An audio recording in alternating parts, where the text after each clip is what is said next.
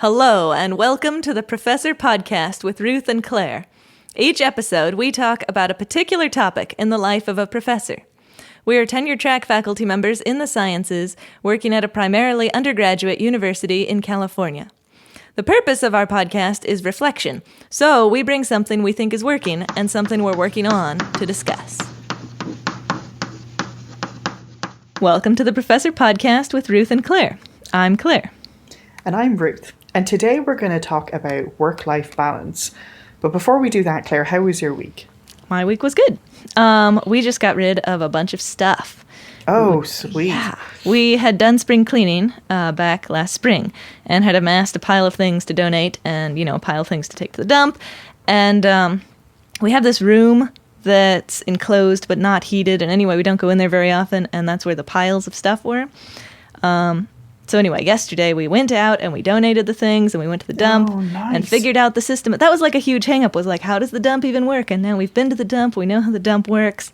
And this room is super open and spacious. So anyway, that was really nice. That's awesome. You should have asked me because I went through a learning how to use the dump thing. Because I was just like, what do you do with this stuff? And how does that work? Yeah. Like, I would never do this, but I was almost like, can we be the people who leave stuff on the corner of this road? But, like, we were not, so. But it just was kind of a whole thing to figure out how to totally do stuff. And it's, once you know the system, it's a really easy system. We didn't know how it worked, so. Yeah, we had, at one point, it was like the cardboard boxes were multiplying in the garage, like...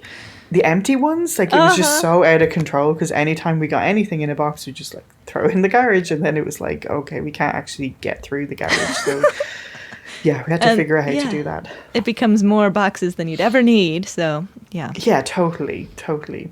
Yeah. How about you? Well, that's good. Yeah, it was great. How was your week? Mine was really good. We kind of went down this whole thing of watching, like, old-ish action movies, which was awesome. Fun. I was super into it because we always kind of watch Die Hard while wrapping presents for children. Really? And tradition. That's like our holiday thing. And then it just kind of like went from there. But they're so good. I mean, they're terrible, but they're also really good. So yeah, we were feeling it. There was like one that was really quality was The River Wild with Meryl Streep, where she's whitewater rafting with a creepy person, and that was super awesome. And we watched Cliffhanger and Vertical Limit and all these kind of late 90s, early 2000s cool action movies. So yeah, I don't know any of these. I was into it. That sounds fun. Well, and then we kind of ended up actually watching this Norwegian one called The Wave, which was amazing. It was very cool. Wow. Until, like, we live in an area that could have a tsunami, and I was like, this isn't the escapism I really was hoping. This Actually, this is a little too real. Yeah, like, I wanted to be something completely bananas that was not going to happen, and it's like, oh, actually. But that was very good, too. Are you outside of the tsunami zone? I think, like, there's a sign right on the street where we are, so it's like... I don't know. Maybe depending on which side of the street. I don't know. It could be. Well, I've heard that the tsunami zone signs are like worst case scenario. So if you're uphill of that. I'm coming to your house, basically, if there is one. So we're up a hill, so that'll be fine. Yeah. Well, it just, we did not grow up with anything even remotely like earthquakes or anything. Mm-hmm. And when we first moved here, the person who did our moving stuff was like, you're going to want to secure those shelves to the wall. And we were like, yeah, sure, whatever. And then sure enough, within a day, there was a big earthquake. My gosh. We were like, oh, this is a real thing that could actually happen. So, yes. Wow. Yeah. I think all the geology in Ireland happened a long time ago. So, and it's funny how everywhere has different natural disasters you have to watch out for. And when you're not familiar with them, they're extra scary. Right, because Alva, my daughter, was like talking about tornadoes. I was quite freaked out about those. And I was like, they could never, don't worry, they don't happen here. And she was like, okay. And then she said, earthquakes? I'm like, yeah, sorry, that is real. That can happen. But yeah. Okay, sorry, just totally derailed us from everything we're talking about. Do you have a quote for us this week? I do, and it's Jen Sincero, who's written tons of awesome books. Highly recommend all of them. And the quote from her is, "This moment is a vital part of a whole life that I'm creating. What I choose to do in this moment defines who I am and how I show up to the world. I'm dedicated to creating an extremely awesome life for myself, so I'm taking this moment seriously." And I have that written on sticky notes also on the wall behind my desk, just like the email only once a day one. So anyway, there it is. Wow, that's intense. It's a good reminder that It is. you should pay attention to what you're doing now. So I like to remind myself. That's why I look at that. Well, and yeah, we're getting into it with this work-life balance stuff. Yes. Okay, so let's start off. What's working for you with work-life balance? Well, what's working really well is that the semester hasn't started, so my work-life balance is optimal right now. So that's really working, and I think. I think that's part of the struggle, I think, of being a professor and working in this field.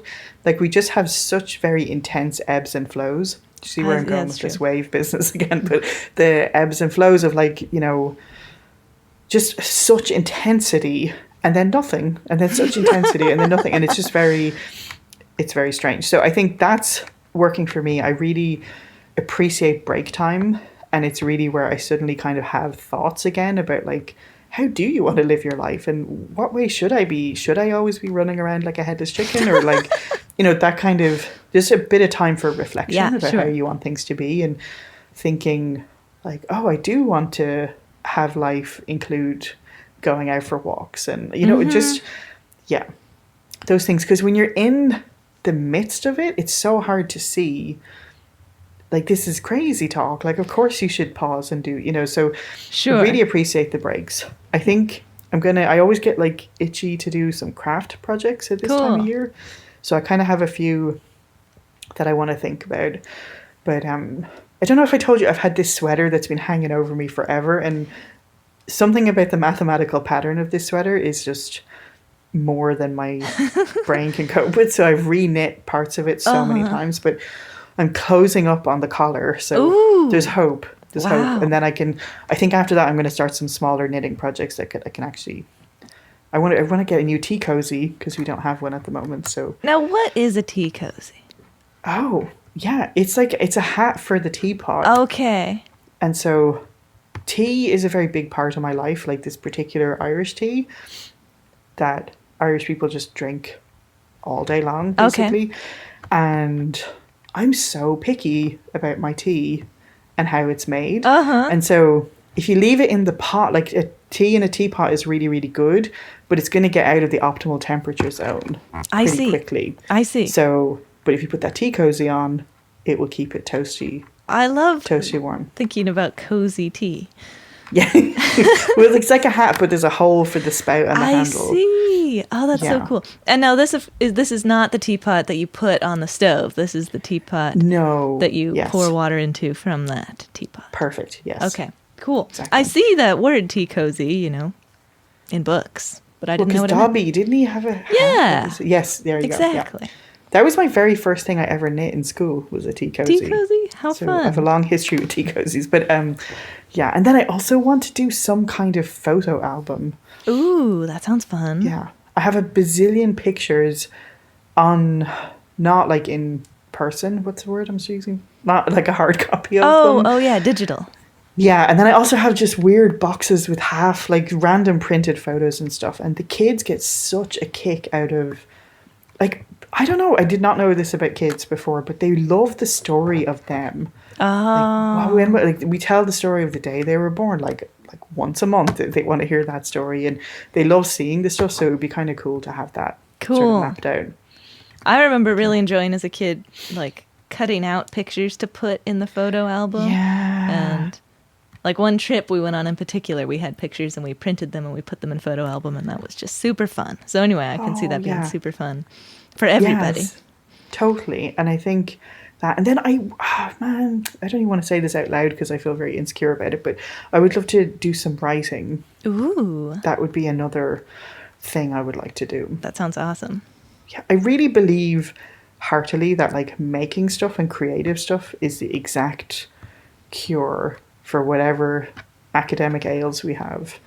Totally. Like, it's just so the opposite of what we're doing, especially this virtual business where there's nothing tangible. Like, you know, I know it sounds stupid, but just even a stack of graded exams felt like there is a thing I did today. And you take the stack and you move it from one side of your desk to the other. Exactly. And just, yeah, there's so much of that missing. And just in any kind of, I used to always, when I was younger, I think I've said this before, like after a big exam, would like paint a room or something. Oh, yeah. Because like it felt very, it's just so opposite of kind of academic work.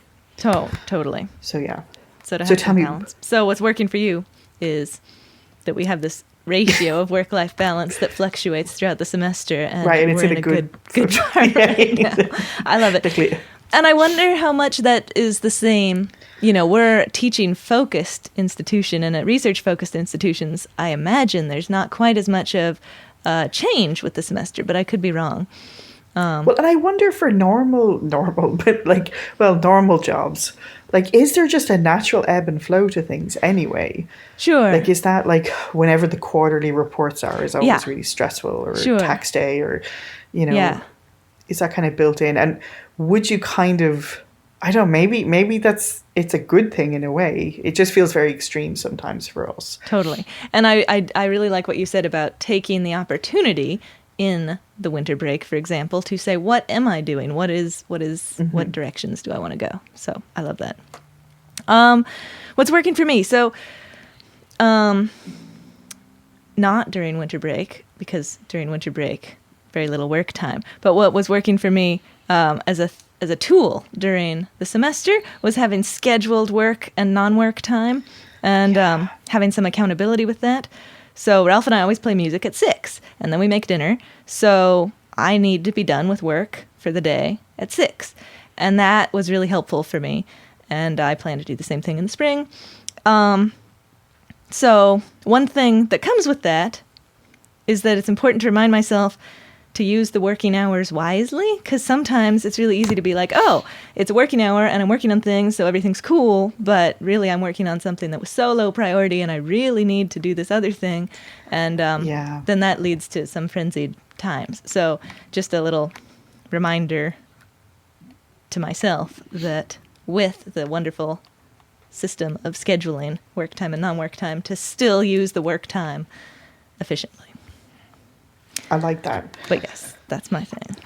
It also kind of reminds me of something you said before about work-life balance, which was like, I can't remember, you framed it really well, but it was basically that like you like work too. And yes, exactly. It's not always about like, oh, I'll just minimize like this and then I can get on with the rest of my life. And totally. I think it's not about minimizing the work and maximizing the life. It's about enjoying, like, hopefully we're all doing something in the work that we also really enjoy doing and value, and I definitely feel that way. So it's, sometimes I did always think that work-life balance meant scrunching the work time to the smallest possible increment. And it could, I suppose, but I don't think that's what it means for me. I think for me it means enjoying what I'm doing and being efficient and intentional with my time in work. Well, and also, lifetime. Could you be taking stuff away from the non-work time if you stress yourself out so much trying to max your work into this tiny... Totally, sure. It's not... Yeah. But I think I talked about on a different episode about trying to be mindful, say, about like, this is my email checking time. Mm-hmm. And it's all kind of to do with that. Like, instead of... I don't know, just like actually being like, now I'm doing this thing. And not necessarily that I love answering student email, but having it be conscious instead of just like... This is what I'm doing now. Mm-hmm. Totally. I completely agree. Just knowing that the thing... Because oftentimes the thing I end up doing is saying, well, the main thing I'm doing today is grading exams, but first I have to do these 5 other things. But if the main thing is the exams, then I really feel much better if I'm like doing the exams. Or if I say, that's not the main thing. Actually, I have to do these 5 other things, so... That's what I'm doing. Yeah. And the other thing I wanted to mention was I really like having a schedule and breaking it every now and again. And I find that really that's helpful. Weird. Psychic connection. Really? Across the internet. Because I was just about to say, oh, would you break it though? Like, yes. If you... Yes, okay, but sorry, it becomes like a special treat to change up the schedule, whereas it's also really nice to have the schedule. So I really enjoy that. So, for example, winter break... For a while, Ralph and I were thinking, oh, we should just keep our normal schedule, with when we run and when all these things happen, because we like it. And that's true. But it's been really exciting. We ended up deciding to kind of be it loose and just do things when we wanted to do them, and that's been really nice. And I I don't think that means that I always want to do it that way. I think it means that it's nice to have the variety. Dude, So, totally. yeah. And I think I actually did a really excellent yoga retreat thing online. Cool. And one of the people who was leading the retreat said something about how you kind of feel like your job in life is to figure out what your perfect day is and then just replicate that over and over again. But of course, that's not like you're different every day. And what the Sure. perfect day is going to be different every time. And I've been thinking about this a bit with the kids and kind of like what worked well for them earlier on in the pandemic. And it's not the same things that work now, Sure. you know, and we have to kind of be responsive to, you know, things will change. And Sure. yeah, and then maybe you've just made your schedule so much better now because you'll come back to it Sure. and be like, oh, this is kind of sweet. Like, I like coming back to this. But yeah, Yeah, totally. that's I really completely interesting. agree. So what are you working on? Yeah, maintaining it when the semester comes back and Yes. holding on to that. And I think I almost had this visual in my head of trying to make it just so precious and like really holding on to it because like just everything will go to hell in a handbasket because it does every semester, right? So And just plan there's on that. always Yeah. right, and like but just acknowledging that and kind of like okay, so there's always a thing with people. I'm doing a lot of random side things at the moment, sorry, but with people having kids and you kind of maybe in the beginning feel like your goal is to have your kid not get upset and cry. Mm-hmm. But if that's your goal, you're always going to fail. Like they are always going to melt down at some point. And so just kind of shifting your expectations. So I Okay. think that and kind of knowing there's always going to be desperate situations and desperate students but still these bits of time that I'm taking are important and trying to hold on to those. Yes. And I throw them on the sort of sacrificial pyre within the first week where I'm like, oh, well, you know, doing yoga isn't that important. Or maybe it wasn't that important that I did that. And trying to really treat it as so precious. And I think that comes back to, I'm always talking about intentionality. Like, which ones Yeah. are not sacrificable? Like, Right. must you do yoga every day? And that's, I mean, the answer can be yes. Maybe that's essential. Yeah. Or maybe you don't really care about yoga, and so that's a reasonable thing to do or not do. So yeah, to think about which ones you're willing to cut and which ones you're not. Or I think that's helpful. And I think the things that are external pressures are always the ones I bowed out. You know what I mean? And I think I want to put a little bit of weight and strength behind the ones that like I've decided. So exactly. I think so too. and then I think the other thing that I'm working on, and I think this really feeds into what you were talking about too, is enjoying work. Yeah. Like actually, and having deliberate time for it, not kind of half in, half out. I just need to get this dealt with and get back to, you know, like just kind of, here is my time when I'm doing this. And I completely agree. And you know, I really, whenever I envision somebody doing anything, I always imagine them fully committed to doing the thing they're doing, and that just sounds so wonderful, and I'm like, what a fantastic world they must live in. And then I realize it's always me assuming that they're fully committed to whatever it is they're doing, which I can do too. I just need to not be rushing to finish the thing to do the next thing. I need to be like, oh, this is great. I'm doing this thing that I decided to do, and it's awesome, and that's what I'm doing. Yeah. So I completely agree, too. Enjoying work is very important. And why shouldn't we? We chose to do it. Yeah. And it's weird, like when I'm in a calm sort of headspace or have a bit of headspace like we do over the break, I realize that a lot of things I do are intentional. And like I do, you know, decide to do things a certain way on purpose because I think it's the right thing to do. And, you know, kind of remembering that is quite empowering because when you're in the middle of the swirl of madness, it's just so reactive and you don't kind of, I don't know. Sure. Yeah. Like it's you easy forget to say, that you well, are committed. Yeah, totally. Mm-hmm. That makes sense. And I think you said something before, like we are actually choosing to do this. Yes.